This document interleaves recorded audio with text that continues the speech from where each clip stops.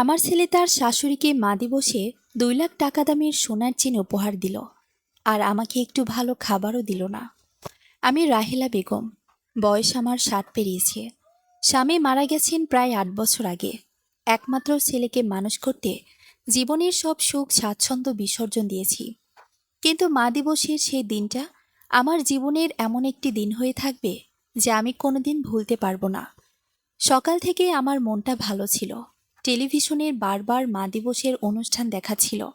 বিভিন্ন সন্তান তাদের মায়েদের নিয়ে কত সুন্দর কথা বলছে। সেসব দেখে আমারও মনে হচ্ছিল, হয়তো আজ আমার ছেলেও আমাকে একটু সময় দেবে, হয়তো একসঙ্গে বসে দুপুরের খাবার খাবে। আমার ছেলে রিয়াদ এখন বড় ব্যবসায়ী। শহরে তার নিজের ফ্ল্যাট, গাড়ি সবই আছে। বিয়ের পর থেকে অবশ্য সে আগের মতো আর আমার কাছে আসে না। আমি গ্রামের বাড়িতে থাকি, তবুও নিজেকে বোঝাই সংসার হয়েছে, দায়িত্ব বেড়েছে। সেদিন সকাল 10টার দিকে রিয়াদ ফোন করলো। মা, কেমন আছো? আমি খুশি হয়ে বললাম, ভালো আছি বাবা। আজ আসবি নাকি? ও একটু থেমে বলল, আজ অনেক ব্যস্ত, পরে কথা বলবো। কথাটা শুনে মনটা খারাপ হলেও কিছু বলিনি। দুপুরের দিকে পাশের বাড়ির সালমা এসে বলল, খালা, ফেসবুক দেখেছেন? আমি হেসে বললাম, এই বয়সে আর ফেসবুক দেখি নাকি? সালমা নিজের ফোনটা আমার হাতে দিল। স্ক্রিনে যা দেখলাম তাতে আমার বুকের ভেতরটা হঠাৎ কেমন করে উঠল। একটা বড় রেস্টুরেন্টে মা দিবস উপলক্ষে অনুষ্ঠান হচ্ছে। সেখানে আমার ছেলে রিয়াদ তার শাশুড়ি গলায় সোনার মোটা চেন পরিয়ে দিচ্ছে। ছবির নিচে লেখা, আমার দ্বিতীয় মাকে মা দিবসের বিশেষ উপহার। আপনার ভালোবাসার ঋণ কোনোদিন শোধ করতে পারবো না। হাজার হাজার মানুষ সেই পোস্টে প্রশংসা করছে। কি ভাগ্যবান মা, এমন মির্জামার সবার কপালে জোটে না। রিয়াদ ভাই সত্যি অসাধারণ। আমি চুপচাপ ফোনটা ফেরত দিলাম। সালমা আমার মুখের দিকে তাকিয়ে বলল, খালা, আপনি ঠিক আছেন তো? আমি জোর করে হাসলাম। হ্যাঁ, আমি ঠিক আছি। কিন্তু আমি ঠিক ছিলাম না। সারা দিন অপেক্ষা করলাম। ভাবলাম হয়তো সন্ধ্যায় ছেলে আসবে, হয়তো আমার জন্য কিছু নিয়ে আসবে। কিন্তু সন্ধ্যা পেরিয়ে রাত হয়ে গেল। রিয়াদের কোনো খোঁজ নেই। রাতে নিজের জন্য ডাল আর ভাত গরম করলাম। খেতে বসে বারবার চোখে পানি চলে আসছিল। হঠাৎ ফোন বেজে উঠল। দেখি রিয়াদের ভিডিও কল। আমি তাড়াতাড়ি কল ধরলাম।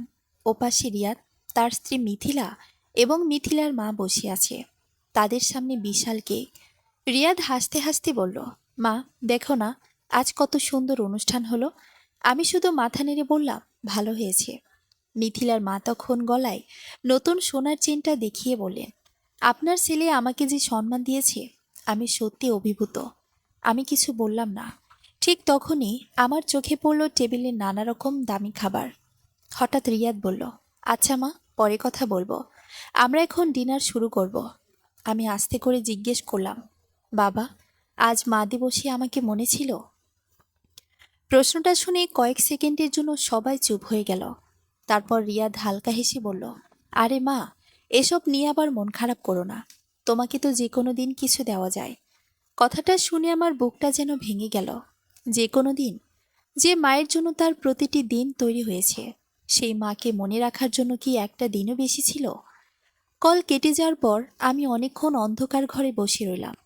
সেই রাতে আমি একটা সিদ্ধান্ত নিলাম, আর কারো কাছ থেকে সম্মান বা ভালোবাসা ভিক্ষা চাইব না। পরদিন সকালে পুরনো আলমারি গোছাতে গিয়ে স্বামীর রেখে যাওয়া একটি খাম খুঁজে পেলাম। খামটির উপর বড় অক্ষরে লেখা ছিল, রাহেলা, যদি কোনোদিন খুব কষ্ট পাও তাহলে এই খামটি খুলে দেখো। কাঁপতে থাকা হাতে খামটি থেকে 4 ভাঁজ করা একটি পুরনো কাগজ বের করলাম। 8 বছর আগে মানুষটা আমাকে একা ফেলে যাওয়ার পর আজ প্রথম মনে হলো তিনি যেন আমার পাশে এসে বসেছেন। চোখে ঝাপসা জল নিয়ে চিঠির লেখাগুলোর ওপর হাত বুলালাম। আমার স্বামীর হাতের লেখা, চেনা গোটা গোটা অক্ষরে লেখা, রাহেলা, আমি জানি রিয়াদ আমাদের একমাত্র সন্তান হলেও ওর ওপর আর তোমার অন্ধ ভালোবাসা একদিন তোমাকে বড় কোনো কষ্টের মুখে দাঁড় করাবে। মা হিসেবে তুমি ওকে শুধু দিতেই শিখেছ, ওর থেকে কিছু আদায় করতে শেখনি। কিন্তু মানুষের মন বড় অদ্ভুত রাহেলা। বিনে পয়সার জিনিসে এই পৃথিবীতে কোনো মূল্য নেই। তা মায়ের ভালোবাসাই হোক আর বাবার ত্যাগই হোক। তুমি হয়তো জানো না, ঢাকার উত্তরার আমার নিজের নামে একটা 3.5 কাঠার জমি কেনা ছিল। রিয়াদকে আমি কোনোদিন এই জমির কথা জানাইনি। আমি চলে যাওয়ার পর জমিটা তখন আইনত তোমার। দলিলের কপি এই খামের ভেতরেই আছে। জমিটা বিক্রি করলে আজ এই বাজারে অন্তত কোটি টাকা পাওয়া যাবে। আমার শেষ অনুরোধ, এই টাকা দিয়ে তুমি রিয়াদের উপর নির্ভরশীলতা চিরতরে কাটিয়ে দাও।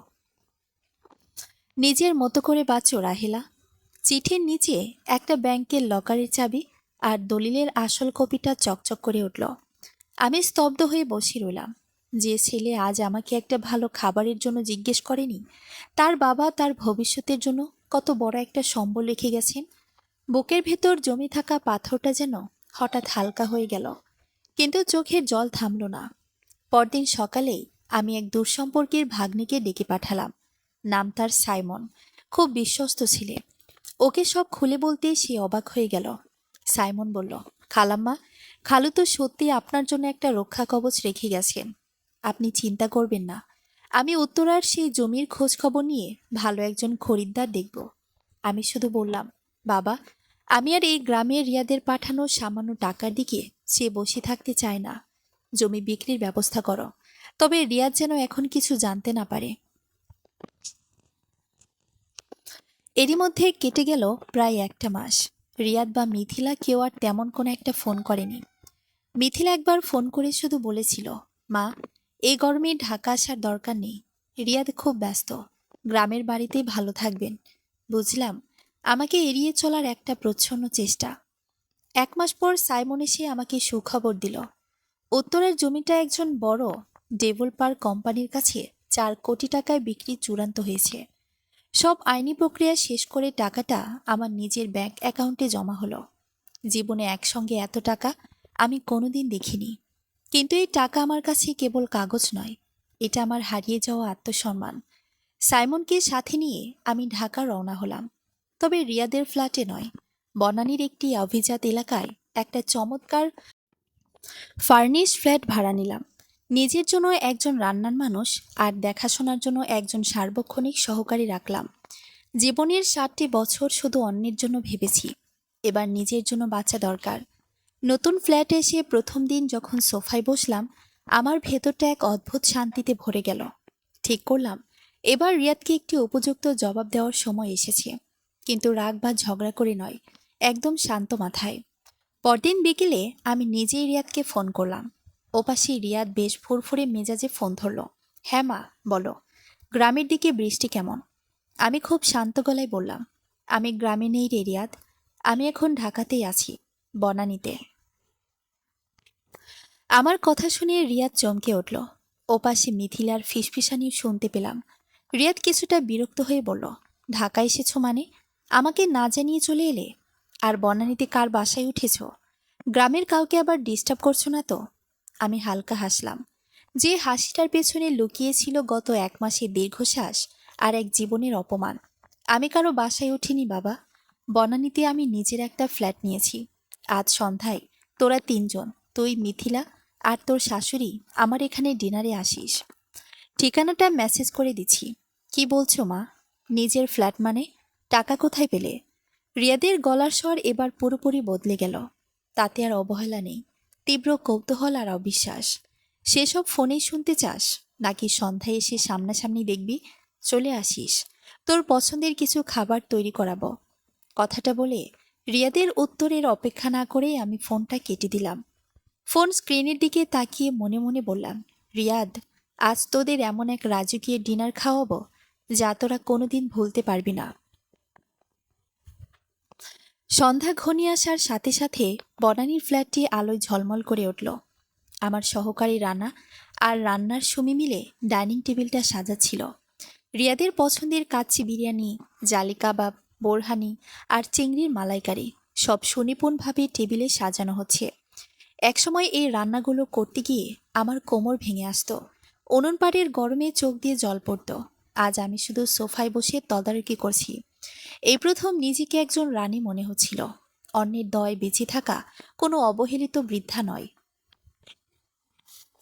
ঠিক 7:30টায় দরজায় বেল বেজে উঠল। আমি সোফা থেকে উঠলাম না। রানা গিয়ে দরজা খুলে দিল। ড্রয়িং রুমে পা রাখল রিয়াদ, তার পিছনে মিথিলা আর মিথিলার মা রেহানা বেগম। রেহানা বেগমের গলায় এখনো সেই মোটা সোনার চেনটা জ্বলজ্বল করছে, যা দেখার পর সেদিন আমার বুকের ভেতরটা ভেঙে চুরমার হয়ে গিয়েছিল। রুমে ঢুকে রিয়াদ থমকে দাঁড়ালো। চারপাশের দামি ফার্নিচার, ঝাড়বাতি আর রাজকীয় পরিবেশ দেখে তার চোখ ছানা বড়া। মিথিলা আর তার মাও একে অপরের দিকে চাওয়াচাই করছে, তাদের চোখে বিস্ময় আর একরাশ অবিশ্বাস। মা, রিয়াদ ধীর পায়ে আমার দিকে এগিয়ে এলো। এসব কি? এই ফ্ল্যাট কার? তুমি সত্যি সত্যি এখানে আছো? আমি মুখে মৃদু হাসি ফুটিয়ে বললাম, আই রিয়াদ, বসো সবাই। বিয়ান সাহেব, আসুন, সোফায় বসুন। রেহানা বেগম কিছুটা অস্বস্তি নিয়ে সোফায় বসতে বসতে বললেন, রাহিলা বাবু, আপনার তো দেখি এলাহি কাণ্ড। আমরা তো ভেবেছিলাম আপনি বুঝি গ্রামের কোনো আত্মীয়র বাসায় উঠেছেন, তাই ফ্ল্যাটের ভাড়া কে দেয়? মিথিলা রিয়াদের হাত টেনে ফিসফিস করে বলল, তোমার মা কি লটারি পেয়েছে নাকি? বনানীর এই ফ্ল্যাটের 1 মাসের ভাড়ায় তো লাখ টাকার ওপরে। আমি ওদের সব কথা শুনলাম, কিন্তু কোনো উত্তর দিলাম না। রানাকে ইশারা করতেই সে টেবিলে খাবার পরিবেশন শুরু করলো। অনেক কথা তো হবেই। আমি শান্ত গলায় বললাম, আগে তোরা হাত মুখ ধুয়ে টেবিলে আয়। আজ রিয়াদের পছন্দের সব খাবার রান্না করিয়েছি। খাবারের টেবিলে বসার পর রিয়াদের পুরো মনোযোগ ছিল খাবারের রাজকীয় আয়োজনে, কিন্তু তার চেয়েও বেশি ছটফট করছিল তার মন। সে বারবার আমার দিকে তাকাচ্ছিল, যেন জানতে চাইছে এই অলৌকিক ঘটনার পেছনের রহস্যটা কি। খাওয়ার মাঝখানে রিয়াদ আর থাকতে না পারে চামচটা রেখে দিল।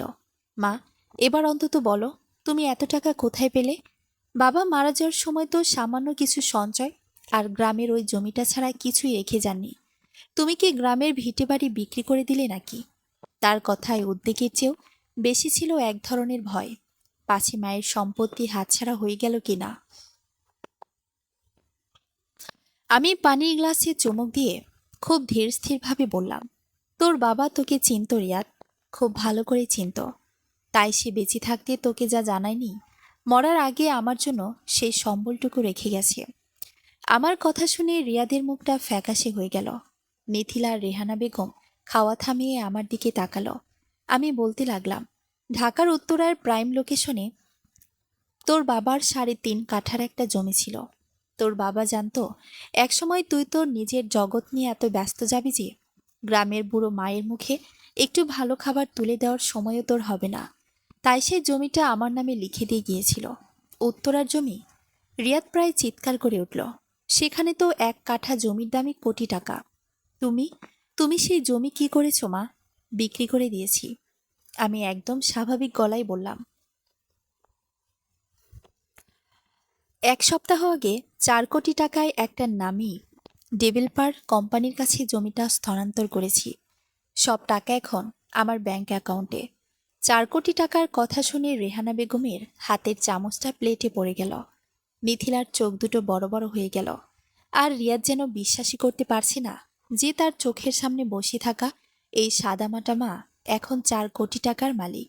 মা, রিয়াদের গলার স্বর এবার একদম নরম, ঠিক সেই ছোটবেলার মতো যখন সে কোনো আবদার করত।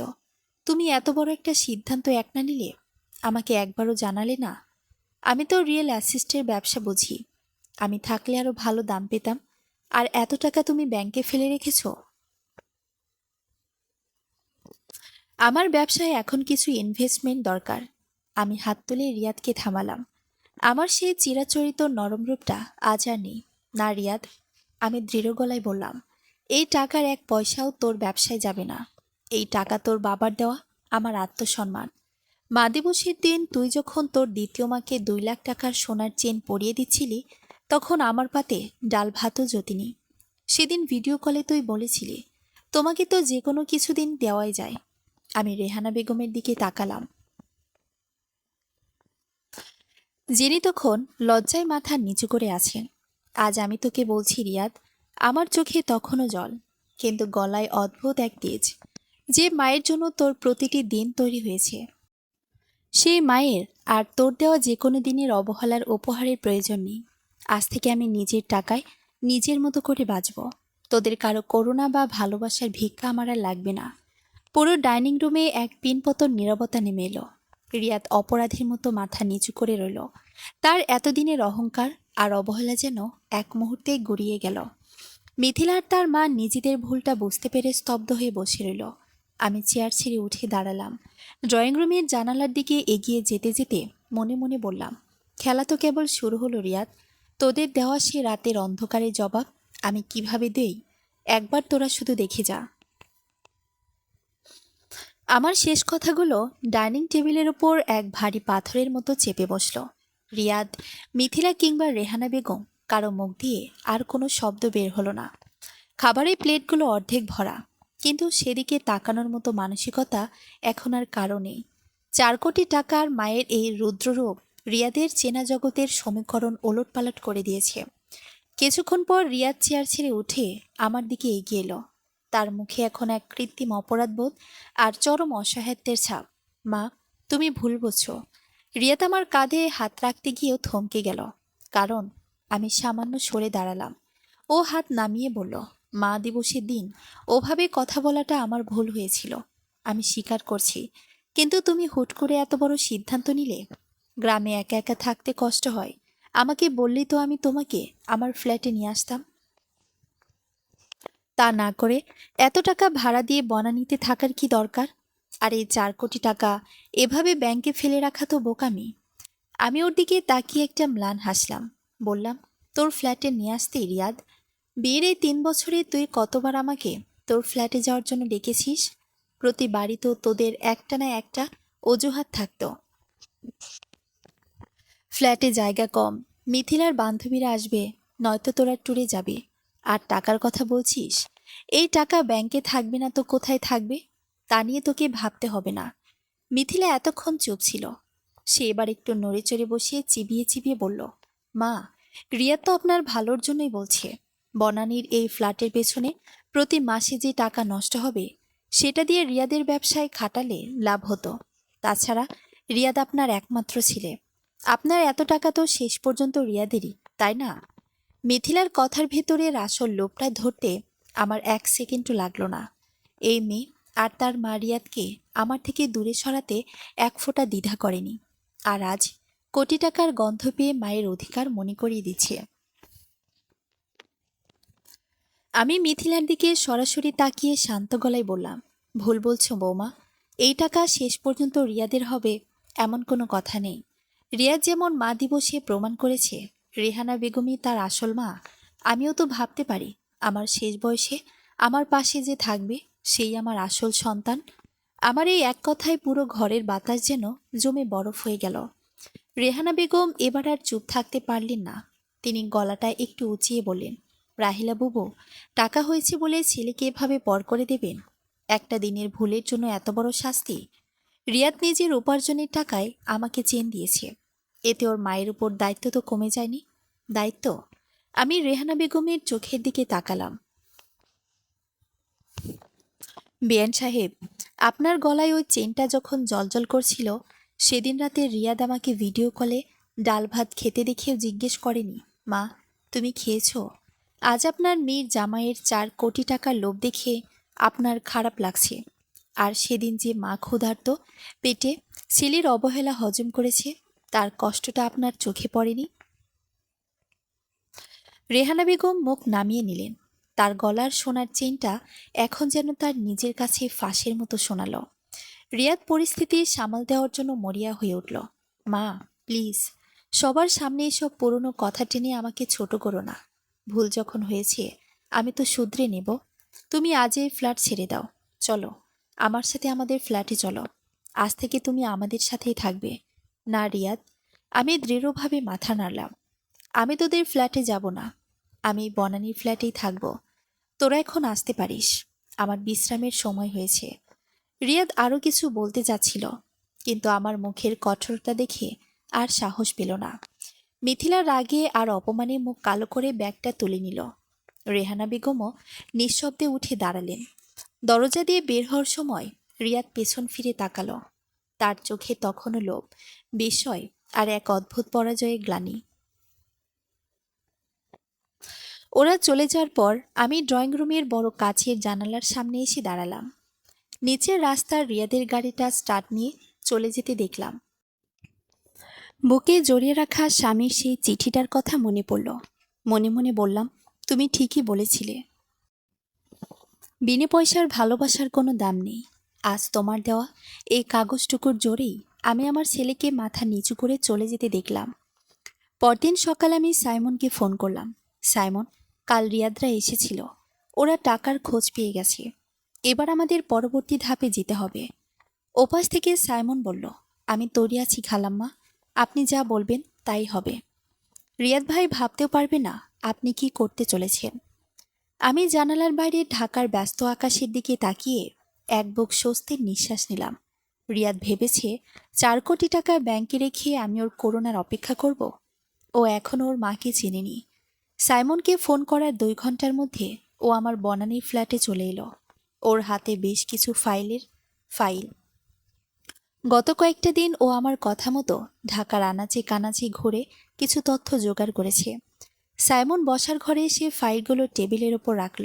খালাম্মা, আপনি যেমনটা চেয়েছিলেন আমি ঠিক তেমন 2টো প্রজেক্টের খোঁজ পেয়েছি। একটা হলো উত্তরায় একটা ছোটখাটো বুটিক হাউস আর হস্তশিল্পের কারখানা, যেটা এক ভদ্রমহিলা বিক্রি করে দিতে চান। আর অন্যটা হলো মিরপুরের দিকে একটা এতিমখানা ও বৃদ্ধাশ্রম, যারা ফান্ডের অভাবে ঠিকমতো চলতে পারছে না। আমি সোজা হয়ে বসলাম। 4 কোটি টাকা ব্যাংকে ফেলে রেখে রিয়াদের লোভী দৃষ্টির সীমানায় রাখার কোনো ইচ্ছে আমার নেই। আমি সাইমনকে বললাম, বুটিক হাউজের আইডিয়াটা আমার খুব পছন্দ হয়েছে সাইমন। তোর খালু বেঁচে থাকতে আমি ঘরে বসে সেলাইয়ের কাজ করতাম, ও খুব উৎসাহ দিত। আমি এই বয়সে এসে অলস হয়ে বসে থাকতে পারবো না। আর ওই বৃদ্ধাশ্রমের ব্যাপারটা, ওটার দায়িত্ব আমি নিজেই নেব। সাইমন অবাক হয়ে বলল, তার মানে আপনি ব্যবসার সমাজসেবা দুটোই একসাথে শুরু করছেন? আমি জানালার বাইরে তাকিয়ে হাসলাম। হ্যাঁ, আমি দেখাতে চাই 60 বছর পার হওয়া একটা মা শুধুমাত্র ঘরে বসে কান্নাকাটি করার জন্য জন্মায়নি। নিজের পায়ে দাঁড়ানোর শক্তি তোর খালুর দোয়াই আমার আছে। পরবর্তী 2 সপ্তাহ কেটে গেল অত্যন্ত ব্যস্ততার মধ্য দিয়ে। সাইমনের সহযোগিতায় আমি উত্তরার সেই বুটিক হাউসটা কিনে নিলাম। নাম দিলাম মায়ের আঁচল। সেখানে গ্রামের দুরস্থ অবহেলিত নারীদের কর্মসংস্থানের ব্যবস্থা করলাম। একই সাথে মিরপুরের সেই বৃদ্ধাশ্রমের সমস্ত দায়িত্ব নিজের কাঁধে নিলাম। ব্যাংকের একটা বড় অংশ টাকা ফিক্সড ডিপোজিট করে দেওয়া হলো, যার লভ্যাংশ সরাসরি চলে যাবে ওই বৃদ্ধাশ্রমের দেখভালের জন্য। আমি যখন নিজের কাজে ব্যস্ত, তখন রিয়াদের দিন কাটছিল চরম ছটফটানিতে। ও প্রতিদিন আমাকে ফোন করার চেষ্টা করত, কিন্তু আমি বেশিরভাগ সময় কল ধরতাম না। ধরলেও খুব সংক্ষিপ্ত কথা বলে কেটে দিতাম। একদিন বিকেলে আমি যখন আমার বুটিক হাউজের অফিসে বসে কাজের তদারকি করছি, ঠিক তখনই রিয়াদ সেখানে এসে হাজির হলো। সাইমনের কাছ থেকে হয়তো খোঁজ পেয়েছে। অফিসের ভেতরে এত চমৎকার আয়োজন, আর আমার পরনে একটা সুন্দর জামদানি শাড়ি দেখে রিয়াদ কিছুক্ষণ স্তম্ভিত হয়ে দাঁড়িয়ে রইল। তার চোখে স্পষ্ট হিংসা আর বিস্ময়। মা, তুমি এখানে এসব কি করছো? রিয়াদ ধীর পায়ে আমার টেবিলের সামনে এসে বসল। সাইমন বলল, তুমি নাকি পুরো বুটিক হাউস কিনে নিয়েছো, আর মিরপুরের একটা বৃদ্ধাশ্রমে লাখ লাখ টাকা দান করেছো। তুমি কি পাগল হয়ে গেছো মা? আমি চশমাটা নাক থেকে নামিয়ে শান্ত চোখে ওর দিকে তাকালাম। পাগল হব কেন রিয়াদ? নিজের টাকায় একটা ভালো কাজ করছি। ভালো কাজ? রিয়াদ এবার নিজের রাগ ধরে রাখতে পারল না। গলার স্বর চড়ে গেল। 4 কোটি টাকা! এই টাকা দিয়ে আমি আমার রিয়েল অ্যাসিস্টের ব্যবসাকে কোথায় নিয়ে যেতে পারতাম জানো? মিথিলের মাও বলছিল, তুমি নাকি বাইরের মানুষের পেছনে টাকা ওড়াচ্ছ, অথচ নিজের ছেলের কথা একবারও ভাবছ না। সমাজ সেবা করার এতই যখন শখ, আমার ফ্ল্যাটে চলো, সেখানে বসে করো। এই বুড়ো বয়সে ব্যবসার কি বোঝো তুমি? ওর মুখে আবার মিথিলার মায়ের নাম শুনি আমার এই ভেতরের জেদটা আরো চাঙ্গা হয়ে উঠল। আমি টেবিলের উপর হাত দুটো রেখে একটু ঝুঁকে বসলাম। রিয়াদ, তোর ব্যবসার জন্য টাকা আমি কেন দেব? মা দিবসের দিন তুই যখন তোর দ্বিতীয় মাকে দামি চেন উপহার দিচ্ছিলি, তখন কি একবারও ভেবেছিলি তোর এই বুড়ো মা ব্যবসার কি বোঝে আর কি বোঝে না? সেদিন তো বলেছিলি তোমাকে তো যে কোনো দিন কিছু দেওয়া যায়। তা আজ আমি নিজের জন্য একটা দিন বেছে নিয়েছি। আমার টাকা আমি কোথায় খরচ করব তা সম্পূর্ণ আমার সিদ্ধান্ত। কিন্তু মা, আমি তোমার একমাত্র ছেলে, আমার একটা অধিকার আছে না? রিয়াদ প্রায় অনুনয়ের সুরে বলল, অধিকার কেবল টাকা নেওয়ার সময় মনে পড়ে রিয়াদ, দেওয়ার সময় নয়। আমি বেশ কড়া গলায় বললাম, তুই এসেছিস টাকার লোভে। তুই এখনো ভাবছিস এই বুড়িকে দুটো মিষ্টি কথা বলে ফুসলিয়ে সব টাকা নিজের পকেটে ঢুকাবি। কিন্তু তোর বাবা তোকে আমার চেয়েও ভালো চিনত, তার এই দলিলটাও আমার নামে রেখে গেছে। ঠিক এই সময় রিয়াদের ফোনে একটা কল এলো। ওপাশে মিথিলার গলা। বেশ জোরেই কথা বলছিল বিধায় আমার কানেও আসছিল। মিথিলা বলছিল, কি হলো? মায়ের কাছ থেকে টাকার চেকে সই করালে ব্যাংকের লোনের কিস্তি শোধ করার ডেট কিন্তু চলে এসেছে। রিয়াদ তড়িঘড়ি করে ফোনটা কেটে দিল। ওর মুখটা তখন লজ্জায় আর অপরাধে লাল হয়ে গেছে। ও বুঝতে পেরেছে যে ওর আসল উদ্দেশ্যটা আমার সামনে একদম হাটে হাড়ি ভেঙে যাওয়ার মতো ফাঁস হয়ে গেছে। আমি একটা দীর্ঘশ্বাস ফেলে ড্রয়ার থেকে একটা খাম বের করলাম। খামটা রিয়াদের দিকে এগিয়ে দিয়ে বললাম, এটা নে। রিয়াদ ভাবল হয়তো টাকার কোনো চেক। ও খুব আশাবাদী হয়ে খামটা খুলল, কিন্তু ভেতরে যা দেখল তাতে ওর পায়ের তলার থেকে মাটি সরে গেল। খামের ভেতরে কোনো চেক ছিল না, ছিল একটা আইনি নোটিশ। মা, এটা কি? রিয়াদের হাত কাঁপতে লাগলো। উত্তরার মিরপুরের সব প্রজেক্টের লিগ্যাল পেপারস। আমি আমার 4 কোটি টাকার 3 কোটি টাকায় অলরেডি উইলে লিখে দিয়েছি। আমার মৃত্যুর পর এই সমস্ত সম্পত্তি যাবে ওই বৃদ্ধাশ্রম আর দুরস্থ নারীদের তহবিলে। তোর জন্য 1 পয়সাও থাকবে না। আমি অত্যন্ত ঠান্ডা মাথায় কথাগুলো বললাম। রিয়াদ ফ্যাকাশে মুখে আমার দিকে তাকিয়ে রইল, যেন এক জীবন্ত লাশ। ও বুঝতে পারল মায়ের সাথে যে খেলাটাও খেলতে চেয়েছিল সেখানেও চিরতরে হেরে গেছে। আমি চেয়ার ছেড়ে উঠে দাঁড়ালাম। এবার তুই আসতে পারিস রিয়াদ। আজ রাতে বৃদ্ধাশ্রমের মায়েদের সাথে আমার ডিনার আছে। ওদের জন্য ভালো খাবারের ব্যবস্থা করেছি। রিয়াদ নিঃশব্দে অফিস থেকে বের হয়ে গেল। তার পিঠ কোজো হয়ে গিয়েছিল, যেন এক লহমায় সে অনেক বুড়ো হয়ে গেছে। কিন্তু ঘটনা এখানেই শেষ নয়। রিয়াদ আর মিথিলা যে এই হারের পর এত সহজে দমে যাবে না তা আমি তখনও জানতাম না। তারা আমার এই উইল বাতিল করার জন্য এক ভয়ঙ্কর চাল চালার প্রস্তুতি নিচ্ছিল। মানুষের লোভ যে কতটা অন্ধ এবং ভয়ঙ্কর হতে পারে তা আমার নিজের সন্তানকে না দেখলে আমি কোনোদিন বিশ্বাস করতে পারতাম না। রিয়াদ অফিস থেকে চলে যাওয়ার পর প্রায় 1 সপ্তাহ কেটে গেল। কোনো ফোন নেই, কোনো যোগাযোগ নেই। আমি ভাবলাম উইলার আইনি নোটিশ দেখার পর হয়তো ওর ভেতরের সুবুদ্ধি উদয় হয়েছে, কিংবা লজ্জায় মুখ লুকাতে চাইছে। কিন্তু আমি ভুল ছিলাম। ঝড়ের আগে নীরবতা যে কতটা বিপজ্জনক তা টের পেলাম ঠিক 8 দিনের মাথায়।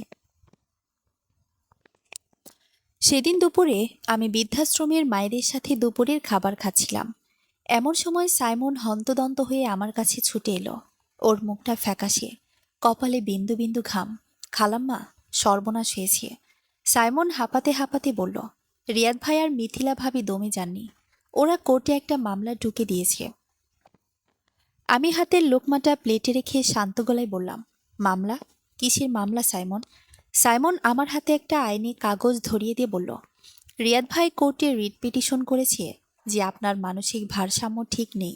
আপনি নাকি তীব্র অবসাদ এবং বার্ধক্যজনিত মানসিক বিকৃতিতে ভুগছেন। আর সেই সুযোগ নিয়ে আমি, অর্থাৎ আপনার দূর সম্পর্কের ভাগ্নে, আপনার মগজ ধোলাই করে 4 কোটি টাকা হাতিয়ে নেওয়ার চক্রান্ত করছি। ওরা আপনার করা উইল এবং মায়ের আঁচল বুটিক হাউজের সব লেনদেন স্থগিত করার আবেদন জানিয়েছে। কাগজটার দিকে তাকিয়ে আমার হাত দুটো একটুও কাঁপল না, বরং এক অদ্ভুত কঠিন হাসিতে আমার মুখটা ভরে গেল। নিজের জন্ম দেওয়া সন্তান, যাকে একসময় বুকে আগলে মানুষ করেছি, সে আজ টাকার জন্য নিজের মাকে পাগল প্রমাণ করতে আদালতে দাঁড়িয়েছে। মিথিলা আর তার মায়ের কুবুদ্ধি যে রিয়াদকে এতটা নিচে নামাতে পারে তা আমার কল্পনার বাইরে ছিল। আমি উঠে দাঁড়িয়ে সাইমনকে বললাম, সাইমন, গাড়ি বের করো, আমাদের আইনজীবীর কাছে যেতে হবে। পরদিন সকালে ঢাকার একটি পারিবারিক আদালতে মামলার প্রাথমিক শুনানি ছিল। আমি যখন আদালতের বারান্দায় পৌঁছালাম, দূর থেকে দেখলাম রিয়াদ, মিথিলা এবং রেহানা বেগম এক কোণায় দাঁড়িয়ে ফিসফিস করে কথা বলছেন। মিথিলার মুখে এক বিজয়ী হাসি। আমাকে দেখে রিয়াদ একটু অস্বস্তিতে চোখ সরিয়ে নিল, কিন্তু মিথিলা মাথা উঁচু করে আমার দিকে তাকালো, যেন সে যুদ্ধ জয় করে ফেলেছে। আদালতের কার্যক্রম শুরু হতেই রিয়াদের আইনজীবী জাকালো গলায় বলতে লাগলো, মাননীয় আদালত, আমার মক্কেল রিয়াদ আহমেদের মা রাহেলা বেগম দীর্ঘদিন যাবৎ একাকিত্ব ও মানসিক অবসাদে ভুগছেন। স্বামী মারা যাওয়ার পর থেকেই ওনার আচরণে অসংলগ্নতা দেখা গেছে। এই সুযোগে ওনার এক দুঃসম্পর্কের ভাগ্নে সাইমন ওনাকে ভুল বুঝিয়ে উত্তরার কোটি টাকার জমি সস্তায় বিক্রি করিয়েছে এবং সমস্ত টাকা নিজের নিয়ন্ত্রণে নেওয়ার জন্য একটি ভুয়া উইল তৈরি করিয়েছেন। একজন ষাটোর্ধ্ব অশীতিপর বৃদ্ধার পক্ষে হুট করে এত বড় ব্যবসায়িক সিদ্ধান্ত নেওয়া কোনোভাবেই স্বাভাবিক নয়। তাই ওনার সমস্ত সম্পত্তি ও ব্যাংক অ্যাকাউন্ট ফ্রিজ করা হোক এবং ওনাকে মানসিক চিকিৎসার আওতায় আনা হোক। রিয়াদের আইনজীবী যখন কথাগুলো বলছিলেন, রিয়াদ তখন কাঠগড়ার পাশে মাথা নিচু করে দাঁড়িয়েছিল। সে একবারের জন্য আমার চোখের দিকে তাকানোর সাহস পায়নি। বিচারক মহোদয় সব শুনে আমার দিকে তাকালেন। রাহেলা বেগম, আপনার কি এই বক্তব্যের বিরুদ্ধে কিছু বলার আছে? আমার আইনজীবী উঠে দাঁড়িয়ে বললেন, মাননীয় আদালত। আমার মক্কেল রাহেলা বেগম নিজে ওনার বক্তব্য পেশ করতে চান। আমি ধীর পায়ে কাঠগড়ায় গিয়ে দাঁড়ালাম। পুরো আদালত কক্ষে এক নিস্তব্ধতা। আমি জাজের দিকে তাকিয়ে খুব স্পষ্ট আর শান্ত গলায় বলতে শুরু করলাম, মাননীয় আদালত, আমি পাগল কিনা তা প্রমাণ করার জন্য আমার কোনো ডাক্তারের সার্টিফিকেটের প্রয়োজন নেই। আমার এই সচল মস্তিষ্কই তার প্রমাণ। আমার স্বামী মারা যাওয়ার পর দীর্ঘ 8টি বছর আমি গ্রামের বাড়িতে একা কাটিয়েছি। তখন আমার এই একাকিত্ব বা মানসিক অবস্থা নিয়ে আমার ছেলের কোনো মাথা ব্যথা ছিল না।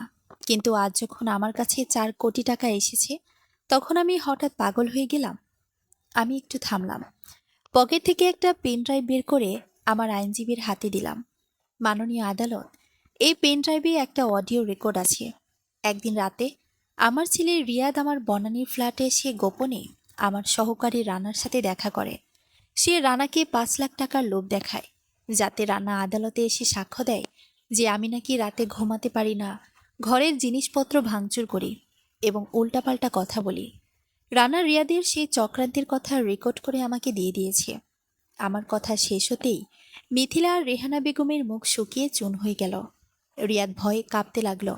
আমি রিয়াদের দিকে সরাসরি তাকিয়ে বললাম, রিয়াদ, তুই ভেবেছিলি মা দিবসের দিন যেভাবে আমাকে বোকা বানিয়ে ভিডিও কলে উপহাস করেছিলি, আজও সেভাবে পার পেয়ে যাবি? তোরা আইনি লড়াই চিনিস না। এবার দেখ মায়ের আসল রূপ কাকে বলে। বিচারক পেন ড্রাইভটি গ্রহণ করলেন এবং সাময়িকভাবে শুনানি মুলতবি করে রিয়াদের উদ্দেশ্যে জালিয়াতির তদন্তের নির্দেশ দিলেন। আদালত থেকে বের হওয়ার সময় রিয়াদ দৌড়ে এসে আমার পা জড়িয়ে ধরল। মা, আমাকে মাফ করে দাও। মিথিলার শাশুড়ির কথায় আমি অন্ধ হয়ে গিয়েছিলাম। ওরা বলেছিল লোন শোধ না করলে আমার ফ্ল্যাট, গাড়ি সব ক্রোক হয়ে যাবে। আমি শেষ হয়ে যাব মা। আমি ওর হাতটা আমার পা থেকে সরিয়ে দিলাম। আমার চোখে তখন আর কোনো অস্ত্র ছিল না, ছিল এক কঠিন নির্মমতা। যে ছেলে টাকার জন্য নিজের মাকে পাগল বানাতে পারে, সে আর যাই হোক আমার ছেলে হতে পারে না। তোর ফ্ল্যাট, গাড়ি বাঁচানোর দায়িত্ব তোর, এই দ্বিতীয় মায়ের, আমার নয়। আমি সাইমনকে নিয়ে গাড়িতে উঠে বসলাম। গাড়ি চলতে শুরু করলো, কিন্তু আমার মন বলছিল রিয়াদ আর মিথিলা যখন দেখবে তাদের পেট দেয়ালে ঠেকে গেছে, তখন তারা শেষ কামড়টা দেওয়ার জন্য আরো বড় কোনো অপরাধের আশ্রয় নেবে। আর সেই চূড়ান্ত অধ্যায়ের জন্য আমি নিজেকে প্রস্তুত করতে লাগলাম। আদালতের সেই ঘটনার পর প্রায় 20টা দিন কেটে গেছে। রিয়াদ বা মিথিলার কোনো হদিস নেই। লোকমুখে শুনেছি জালিয়াতি এবং মিথ্যা সাক্ষ্য প্রমাণের চেষ্টার অপরাধে রিয়াদের বিরুদ্ধে তদন্ত শুরু হওয়ায় ওর ব্যবসার লাইসেন্স সাময়িকভাবে স্থগিত করা হয়েছে।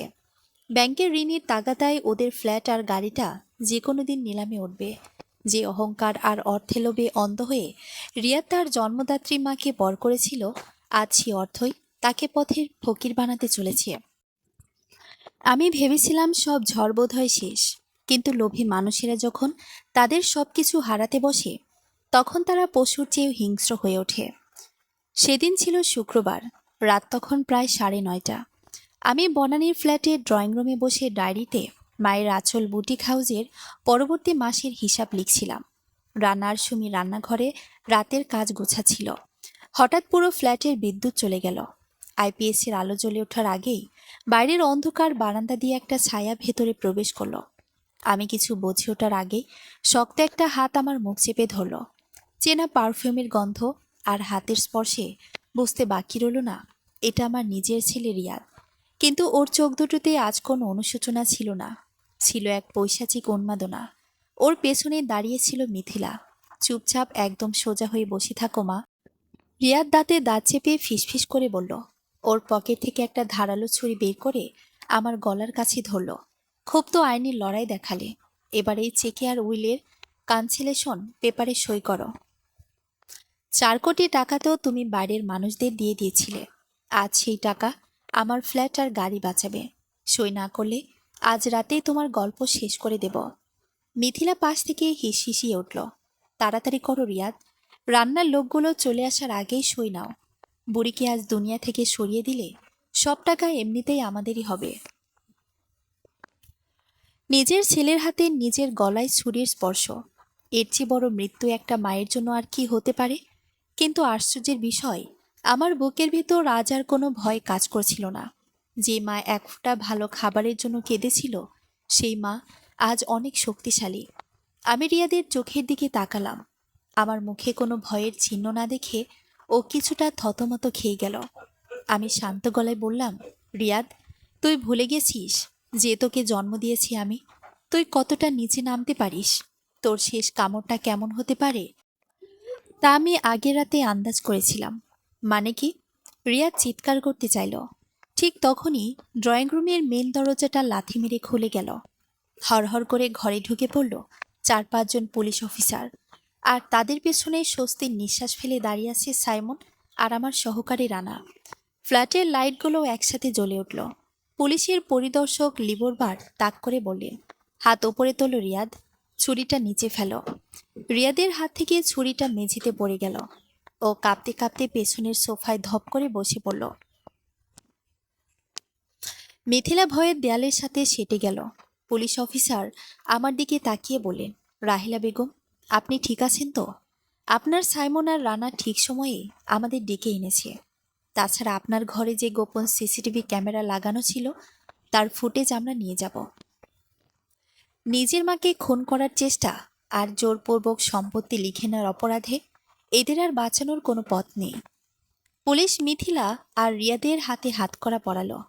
যখন কনস্টেবলরা ওদের টেনে নিয়ে যাচ্ছিল, রিয়াদ হঠাৎ আমার দিকে ফিরে হাউমাউ করে কেঁদে উঠল।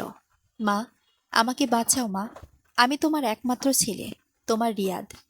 মিথিলার ওর মায়ের লোভ আমাকে শেষ করে দিয়েছে মা। ওরা আমাকে উস্কে দিয়েছিল। আমাকে পুলিশে দিও না মা, আমি জেলে বাঁচব না। মিথিলা তখন কান্নায় ভেঙে পড়ে বলল, মা, আমাদের ক্ষমা করে দিন, আমরা আর কোনোদিন আপনার টাকার দিকে তাকাবো না। আমি ওদের দিকে শেষবারের মতো তাকালাম। এই রিয়াদের জন্য আমি একসময় নিজের পেটের খাবার বাঁচিয়ে ওর মুখে তুলে দিয়েছিলাম। আজ ওর এই পরিণতি দেখে আমার চোখের কোণ দিয়ে এক ফোঁটা জল গড়িয়ে পড়ল। কিন্তু সেই জল দুর্বলতার ছিল না, তা ছিল বিসর্জনের। রিয়াদ, আমি খুব ধীর অথচ গম্ভীর গলায় বললাম, সেদিন মা দিবসের রাতে তুই যখন ভিডিও কলে তোর শাশুড়ির সোনার চেন দেখিয়ে আমাকে বলেছিলি তোমাকে তো যে কোনো দিন কিছু দেওয়া যায়, সেদিনই তোর তোর মাকে হারিয়ে ফেলেছিস। আজ তুই জেলের অন্ধকারে যে দিনগুলো কাটাবি, সেই প্রতিটি দিনই হবে তোর জন্য যে কোনো দিন। আইন নিজের গতিতে চলবে। পুলিশ ওদের গাড়ি নিয়ে চলে গেল। চারদিকের কোলাহল শান্ত হয়ে আসার পর আমি আবার জানালার পাশে গিয়ে দাঁড়ালাম। রাতে ঢাকার বুকে মৃদু হাওয়া দিচ্ছিল। আজ 1 বছর পর আমি এখন আর বনানীর সে ফ্ল্যাটে থাকি না। মিরপুরের সে এতিমখানা আর বৃদ্ধাশ্রমের ভেতরেই নিজের জন্য একটা ছোট ঘর করে নিয়েছি। মায়ের আঁচল বুটিক হাউস এখন ঢাকার অন্যতম নামকরা হস্তশিল্পের প্রতিষ্ঠান। সেখান থেকে অর্জিত লভ্যাংশ দিয়ে আজ এই আশ্রমের প্রায় 100 জন মা আর এতিম শিশুর 3 বেলা রাজকীয় খাবারের ব্যবস্থা হয়। আজ আবার মা দিবস। সকাল থেকে আশ্রমের ছোট ছোট ছেলেমেয়েরা আমাকে ঘিরে ধরেছে। কেউ ফুল দিচ্ছে, কেউ নিজ হাতে বানানো কার্ড দিচ্ছে। আর যে মায়েরা এখানে আছেন তারা আমাকে জড়িয়ে ধরে কপালে চুমো খাচ্ছেন। আজ আর আমার পাতে শুধু ডাল ভাত নেই, আজ আমার সামনে শত শত সন্তানের ভালোবাসা আর মায়েদের দোয়ায় এক বিশাল আয়োজন। রিয়াদের শেষ খবর সাইমন এনেছিল। জালিয়াতি আর খুনের চেষ্টার মামলায় ওর আর মিথিলার দীর্ঘমেয়াদী জেল হয়েছে। আর মিথিলের মা রেহানা বেগম লোকলজ্জার ঋণের দায়ে নিজের গলার সেই সোনার চেন বিক্রি করে আজ তিনি এক ভাড়া বাসায় একা দিন কাটাচ্ছেন। আমি আকাশের দিকে তাকিয়ে একটা দীর্ঘশ্বাস ফেললাম এবং মনে মনে আমার মরহুম স্বামীকে ধন্যবাদ জানালাম। তার দেওয়া সেই 4 ভাঁজ করা কাগজটি শুধু আমার জীবন বদলায়নি, আমাকে একটা নতুন পরিচয় দিয়েছে। আজ এই শত শত সন্তানের মাঝে বসে আমার বুকটা গর্বে ভরে উঠছে। আমি রাহেলা বেগম, আজ আর কারো করুণার পাত্রী নই। আজ আমি নিজের যোগ্যতায়, নিজের অধিকারে শত মায়ের মা। সমাপ্ত। সম্পূর্ণ গল্পটি কেমন লাগলো আশা করি কমেন্টে জানিয়ে যাবেন প্লিজ। ধন্যবাদ সবাইকে।